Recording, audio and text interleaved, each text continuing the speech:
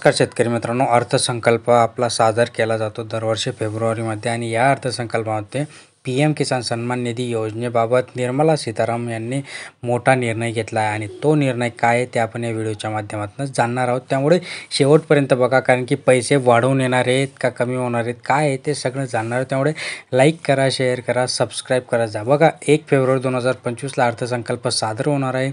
अर्थमंत्री निर्मला सीतारामन अर्थसंकल्प सादर करणार असून आगामी अर्थसंकल्पाची तयारी देखील सुरू झाली आहे आणि अर्थमंत्री निर्मला सीतारामन यांनी याबाबत 2 बैठका घेतल्या असून सीतारामन यांनी शेतकरी संघटना, कृषी अर्थतज्ञ आणि शेतकरी संघटनांच्या नेत्यांशी चर्चा देखील केली आहे।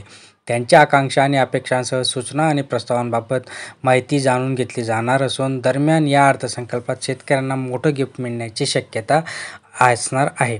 पंतप्रधान किसान सन्मान निधी योजनेबाबत मोठा निर्णय घेण्याची शक्यता इथे वर्तवली जात असताना निर्मला सीतारामन यांनी आज घेतलेल्या प्रदीर्घ बैठकीनंतर शेतकऱ्यांच्या हिताच्या मुद्द्यांवर लक्ष केंद्रित केले आहे।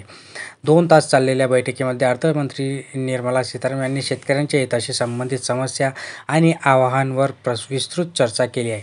चर्चेनंतर कृषी क्षेत्राच्या आर्थिक गरजा पूर्ण करण्यासाठी आणि याद्वारे शेतकऱ्यांना कसा फायदा होऊ शकतो याबाबत चर्चा केली आहे। यासाठी अर्थमंत्र्यांनी शेतकरी संघटनांच्या प्रमुखांशी चर्चा देखील केली आहे। भारत कृषक समाजाचे अध्यक्ष अजय वीर जाखड यांनी कृषी उत्पादकता आणि अधिक महत्त्वाची बनवण्यासाठी, शेतकऱ्यांचे हित वाढवण्यासाठी आणि त्याच उद्देशाने गुंतवणूकदारांना आकर्षित करण्याची गरज असताना दरम्यान अर्थसंकल्पात पंतप्रधान किसान सन्मान निधी योजनेची निधी डबल म्हणजे 12,000 होण्याऐवजी 12,000 होण्याची शक्यता इथे वर्तवण्यात येत आहे, जी की खूप चांगला फायदा इथे शेतकऱ्यांना मिळत आहे।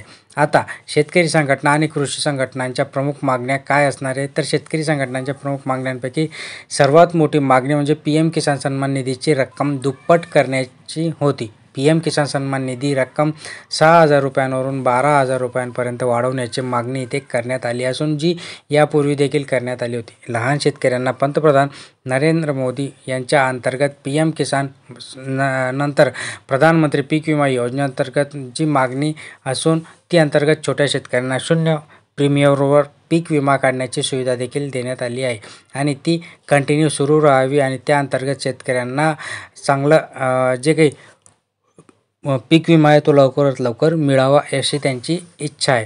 आता सगळ्यात महत्त्वाचं म्हणजे जे काही राष्ट्रीय कृषी उत्पादकता वाढवण्यासाठी प्रत्येक वर्षी 8 वर्षासाठी 1,000 कोटी रुपयांचे उद्दिष्ट गुंतवणुकीचे धोरण आखण्यात आले असून आता हरभरा, सोयाबीन आणि मोहरी या विशेष पिकांवर लक्ष केंद्रित केले जाणार आहे। सगळ्यात महत्त्वाचं म्हणजे जो PM किसान सन्मान निधी योजनेचा हप्ता आहे तो आता डबल होणार का, हा सगळ्यात महत्त्वाचा प्रश्न आता आपल्याला फेब्रुवारीमध्ये होणाऱ्या बजेटमध्ये कळणार आहे। मित्रांनो, आशा करूया की हा नक्कीच डबल होऊन शेतकऱ्यांना याचा फायदा होईल। अशाच महत्त्वपूर्ण माहितीसाठी सबस्क्राईब करून ठेवा, लाईक करा, शेअर करा, लाईक करायला विसरू नका। धन्यवाद।